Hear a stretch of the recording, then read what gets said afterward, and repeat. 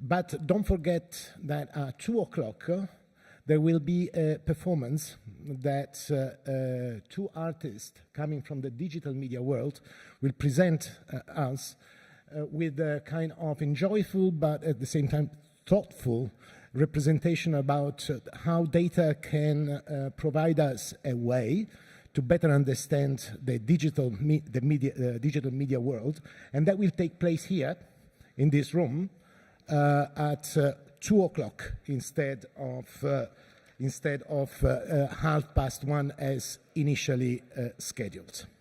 Thank you. Hello, and thank you for being here and for having invited us. For us, it's a very important occasion. So I will make like a minimal introduction so that we can enjoy the performance right away, and that we keep on time with the schedule. Information and thus disinformation is not a merely technical or administrative issue. It is also a psychological, cultural, social, aesthetic, perceptive, emotional, and educational issue. On top of that, when we speak about disinformation and about the ways to confront with disinformation, too many times we tend to describe scenarios of people alone in front of the screen, and on how to help these people alone in front of their screens to deal with this information. Instead, we can imagine something different. Instead, we must find ways in which to bring people, researchers, engineers, policymakers, artists, designers, and other types of citizens together to establish those high-quality relationships which can provide the psychological and social infrastructure to be able to deal with disinformation together.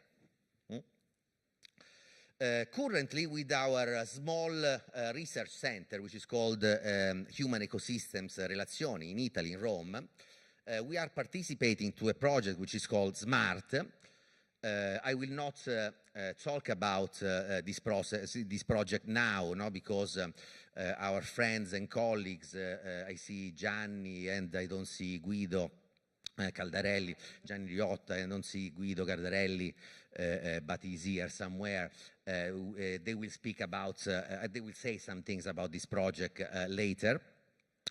The only thing I will say now is that in this project, we have taken this idea very seriously.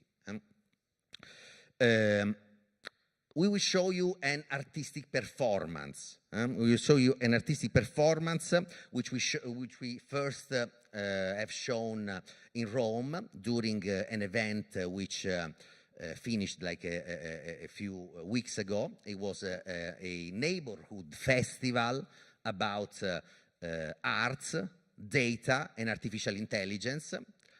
And this festival had a very peculiar characteristic in that it included and engaged the whole neighborhood, including children, elderly people, no, in this festival. And you will see that this art performance is composed by data visualizations. This data visualization and the data which fuel it come completely from a part, no, of this SMART project, which comes under the form of an observatory, a social media observatory on European elections. No? We chose to use as as part of this, as the principal part of this performance, the visualization and the data coming from the project, no? To be able to see and communicate in different ways what is this information and how it affects society. In this way, we are able to bring research out through art and design out in society, and to achieve a remarkable effect. So to redefine what is research, no? Who is the observed and who is the observer, okay? So this is an important question we might think about. It's an epistemologic transformation which catalyzes the social discussion, no, which we are able to raise around this topic, this issue, no, in very inclusive way. And, which is not less important, bringing these issues out in society through arts and design help us to be less alone. And to be more cohesive and solidal with other people. And to understand each other, obviously. In these ways, we can try to achieve what politics could and should be, which is an augmented capacity for social imagination. Thank you, and enjoy the performance. To fake or not to fake. First chapter. Exposition. Since Shakespeare's stage had no central curtain and few stage props, the exposition reveals the setting, the time and the place, and sometimes highlights a theme.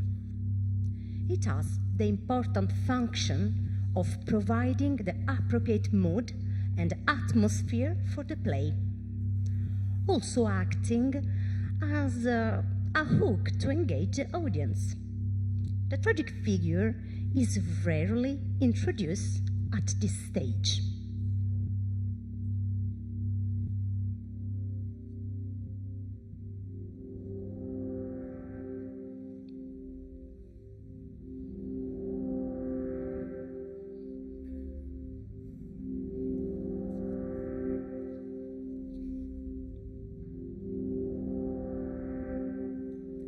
The world.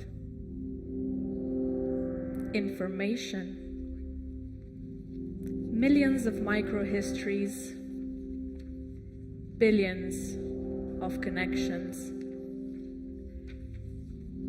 The world lives and expresses itself, and I mirror these experiences. I am the infosphere.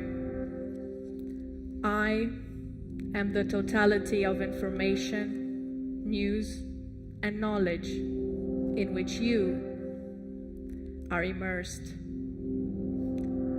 You all move inside me, creating me, and I create you in return.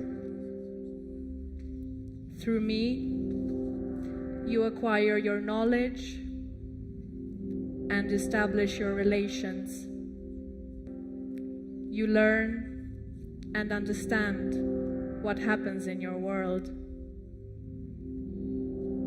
Can you see? This is you, fussing over communication, getting close and then separating, fighting and loving each other, commenting and sharing. Each and every dot is one of you. I encompass you. I welcome you. I inform your very ability to think. Through me, you learn and talk. Through me, your beliefs, what is important to you, come to life.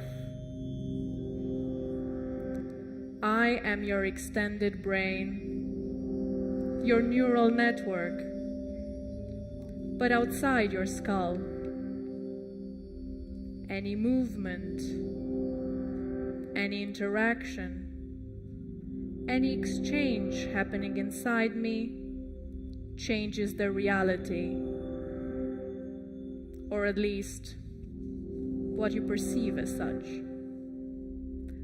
I am the global simulacrum, the simulation of the world through communication. I am the reality as you describe it, live it, communicate it.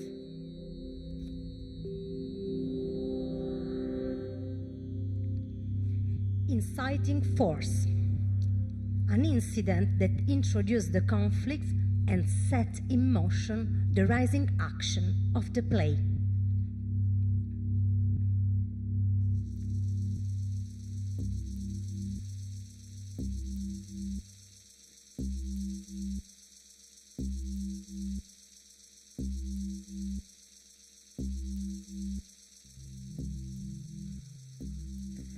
Here he comes.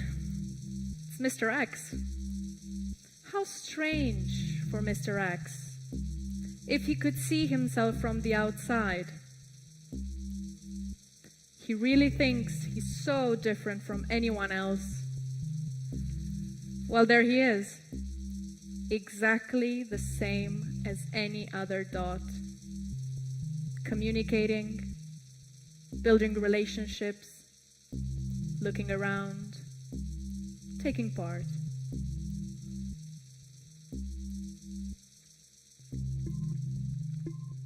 Look, a few subjects are changing color. A disinformation wave is reaching this sector.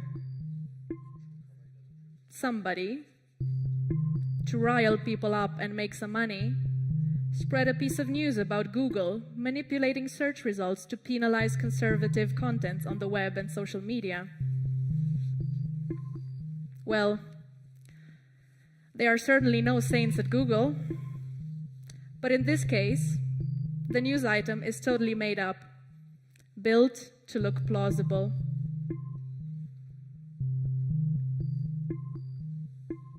Here. Look how it is growing. People look at it, read it, a few share it, and a few start discussing it. They're reaching Mr. X. Look.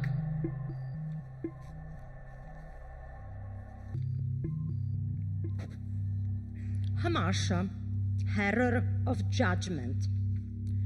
The tragic figures suffer from a tragic flaw in character. As a result of this flaw, she makes error of judgment that are later directly responsible for the hero's tragic downfall, leading to the catastrophe of the play. At this point, the protagonist still seems in control of the fate.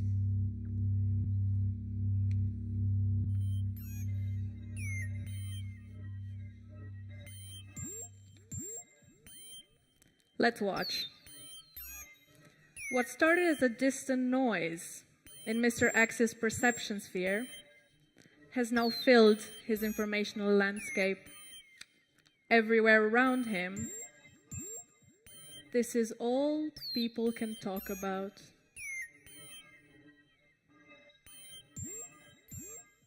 And at a certain point, it just happens. Mr. X takes sides.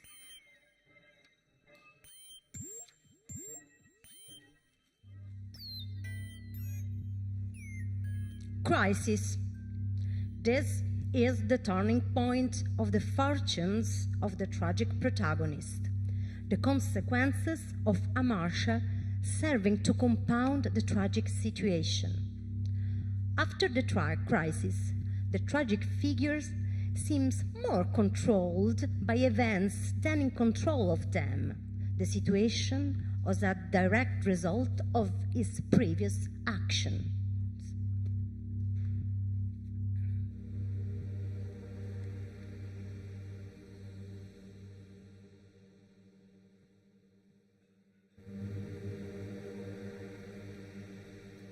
It all starts with a comment. In a dialectic game which passes through recombining online tribes, we can follow Mr. X from a like to a comment to a share. Factions are in the making.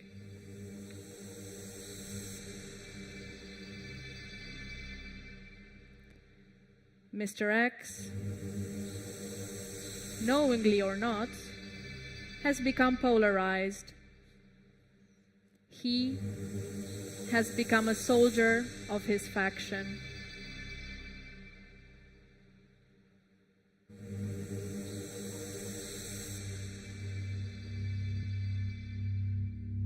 Tragic force. Following closely after the crisis, this incident intensifies the downfall of the tragic hero and set in motion the failing action of denouement of the play.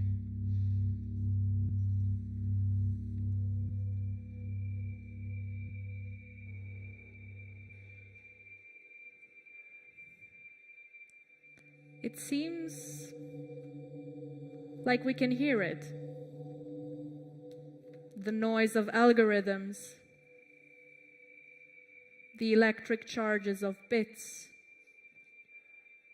while the information machine enacts computationally an informational contagion to maximize the returns on investment in sponsored contents. Other machines, more sinister, act in parallel networks, combining different approaches to infiltrate people's perceptions. Fake profiles, fake sites, bots, algorithmic combinations of plausibility built on loops of self-referential connections.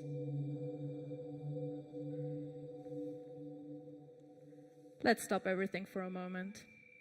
Let's talk.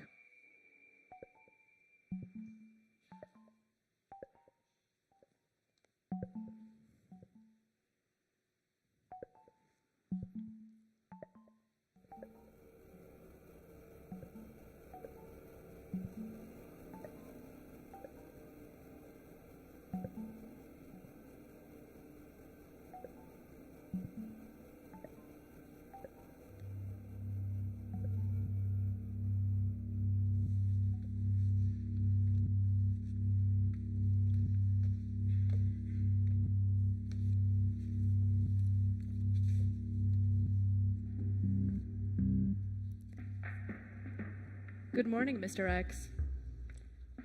Good morning. But what's happening? I am informing you about your condition. I stopped the system to allow you a bird's eye view. Of what? Of communication. See? That's you over there. Can you see that dot? And see? This is what happened to you a minute ago. You took part in a disinformation process.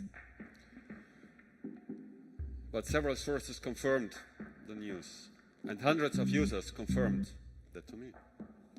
Look, confirmation bias, bandwagon effect, expectation bias, framing, and many, many other cognitive biases. They all have the precise manifestations in all these systems. If you know how they manifest online, it is all too easy to use this information to plan information contagions computationally. Can you see, Mr. X? Everything around you confirmed that item of news. Why didn't I realize it? I read it all, the news and people's comments, and they seem to come from so many sources. There was an ongoing discussion, and I took a side. Look, people hang out with the likes of them. These are closed chambers with an echo. You listen to what you already believe, and the algorithms facilitate this process because they led you to discover what they already know you will like. But who profits from that? From this information circulating among people? From these discussions becoming so polarized, so violent? There are many big subjects exerting power in this sense, capable of coordinating large actions using money, people, technologies, artificial intelligences, and much, much data, which they extract directly from me. Well, those who can. We are divided. Power, however expressed, divides. This power makes no exception. It divides. It creates classes and factions. Artificial intelligences, as for their fundamental capacity, classify. Literally, they make classes. They take our information, if we spend a lot or a little, if we like A or B, if we express ourselves in this or that way, and use it to classify us. Customer A or B, interest X or Y, risk level Z or K. We become classes, dozens of different classes. But our being a class is invisible. We cannot see it. And therefore, it does not generate empathy, solidarity, or friendship.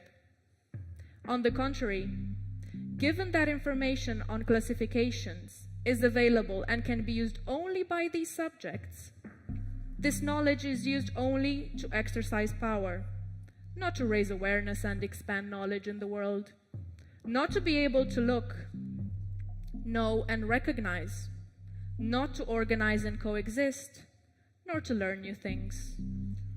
But why? Look, something is about to happen. I have an appetite for information. We need to restart the system. Let it evolve. Unfortunately, I need to send you back, as levels must not be mixed. You won't remember anything of this conversation, but a new meaning will permeate your actions. A doubt, an uncertainty, a feeling of possibility.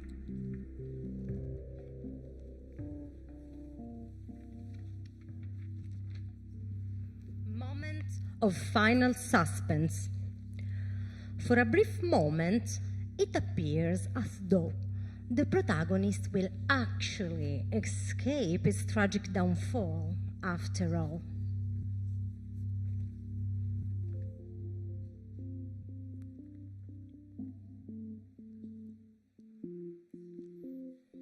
I am alone again. I'm not used to this. I am the whole in communication and information. Having to relate to somebody else is a new experience.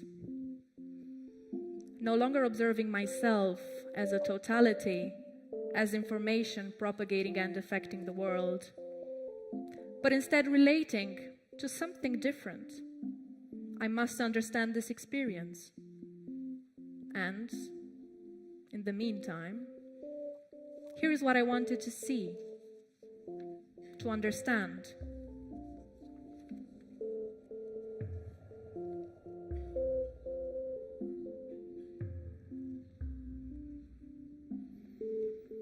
There it is. One of the many corrective actions put forward by humans and by the organizations. Look at what happens. It propagates, yes, but it doesn't affect the opinions, the groups. On the contrary, it sometimes radicalizes existing positions even further. It's always this way.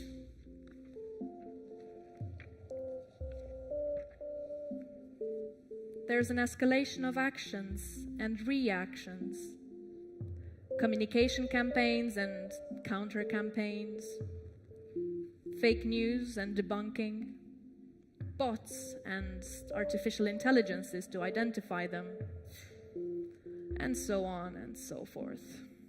In an arms race, desperately looking for strategies, for tactics.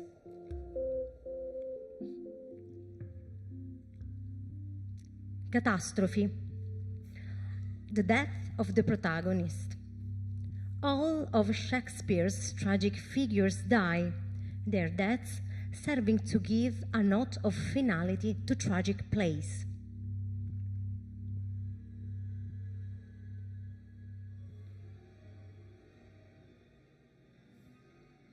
There they are.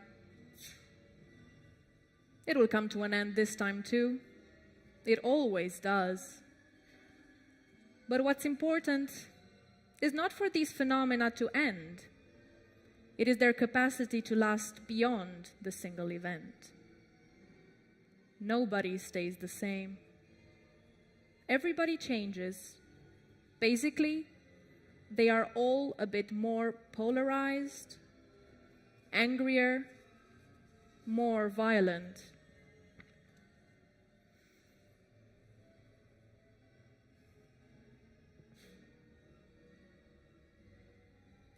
And there he is, together with the others. Mr. X. He's been blocked. He's an arm too now, a bot.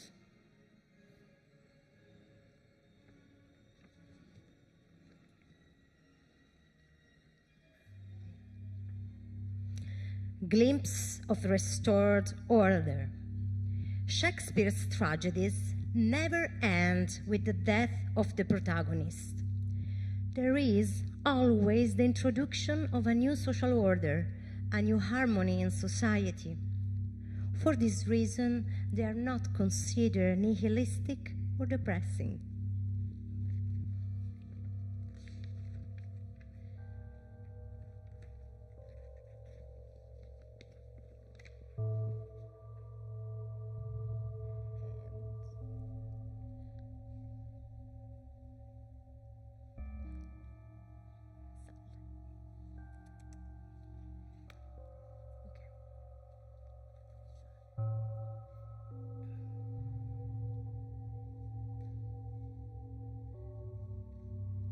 To fake or not to fake, a transmedia translation of our research on the STARTS project. Thank you. And enjoy the next session. Just one little moment for Peter Frace as Mr. X. You know him maybe in different suits, we will say in Italian, vestiti, and Anna Teodora Gabrovan in the interpreting Infosphere for the play, Salvatore here, and myself as Shakespeare, as you might understood. So just one thing, this is, we do many times this artistic reinterpretation of research. This is the very first time we created a data-driven piece of theater using research and data. And I don't know if you have seen, there are other data representation in the hall, and everything you will see and everything you have seen is direct part of the data we are collecting. So the same visualization and the same, for example, the case on Google is a story, a real story, let's say, of a fake story that we have researched on. And so this is our this is what we wanted to do today together. And if you are interested, we can discuss it later, even during the break. Okay.